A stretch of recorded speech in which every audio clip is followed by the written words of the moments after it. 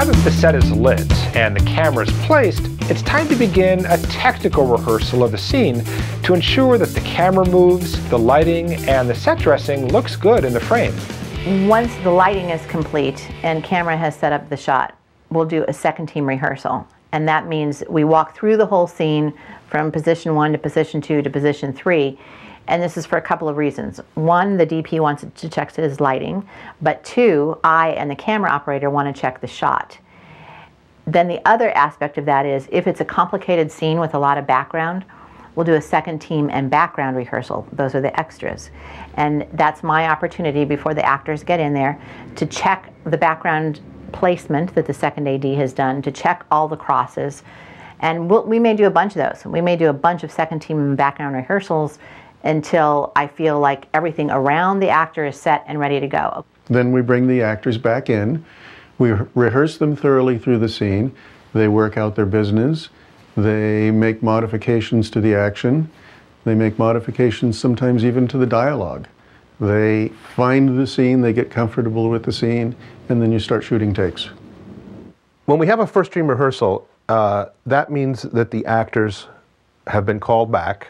It is basically the time the lighting and grip crew have stepped off to the side. They haven't gone away, but is the first run through. When the first team comes back to set, we'll have a rehearsal.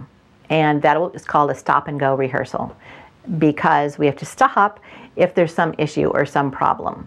This is the first time camera has done it with the first team, with what they've set up. And that's really a complicated process when you think about it, in that camera is not one person. Camera is at least 3 people. It's the camera operator, the first assistant who pulls focus, and the dolly grip who's moving the camera about. And then on top of that, that's the first time that the boom operator has had a chance to get in there.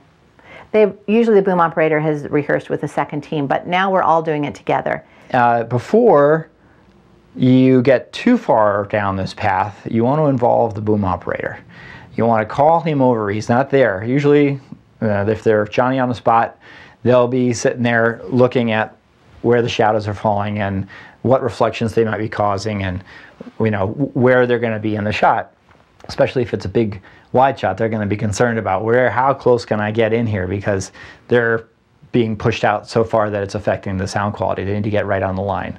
What I usually do is make sure that the elements that we've put together are all going to flow nicely from one to the next. If it's a dolly move, I'm going to make sure that we're now at our very first position, and by the time we get to the second position, that everything happened in between the way we designed the shot during the second team blocking. This is when we get to see, we have to be at the end of the track on the second position when this actor is at the door. Well, the actor gets up and walks to the door, and we're not there yet. So this is the time where I talk to the dolly grip. Let's go there a little faster, right? Because now we're a little bit behind them. Then the director will perhaps say, you know what? I like not being there, right? And it all changes. The director says, I liked where you were not being at the Mark II. I liked being a little wider or a little tighter. And then we'll change it again. We'll say, okay, don't go faster this time. So all these, it's the first chance anyone gets to look at what we've created, including the director. So we stop if anybody has a problem. If there's a boom shadow, if the camera move that we designed didn't work, if the actor goes, I'm not sure, am I supposed to stop here, or do I move on this line, or what? Stop and go rehearsal. If I feel like that has gone well, we'll move right to picture. If, though, it hasn't gone well, it behooves us to do another rehearsal, and then we'll go picture up. And sometimes they love it and say, let's do that right away, or they'll say, now that I see this, I think this other idea will be better. And we'll start tweaking and changing the shot.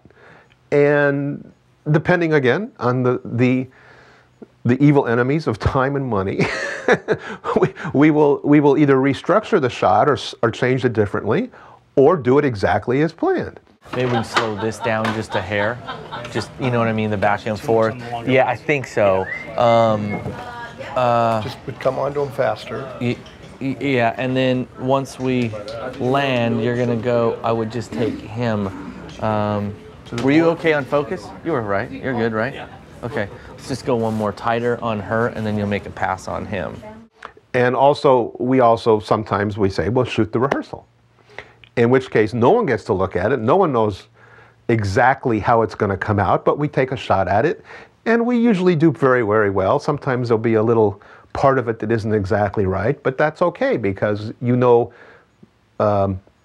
often you're not going to use the entire shot or we're going to do it again anyway. So that works out very kind too. And also it feels really good because then we move along and we shoot the rehearsal, which is really not a rehearsal because you're shooting. So it's again an oxymoron about shooting the rehearsal. All right, thanks for watching this preview video. Now please like and subscribe to our channel to keep up with the latest filmmaking techniques.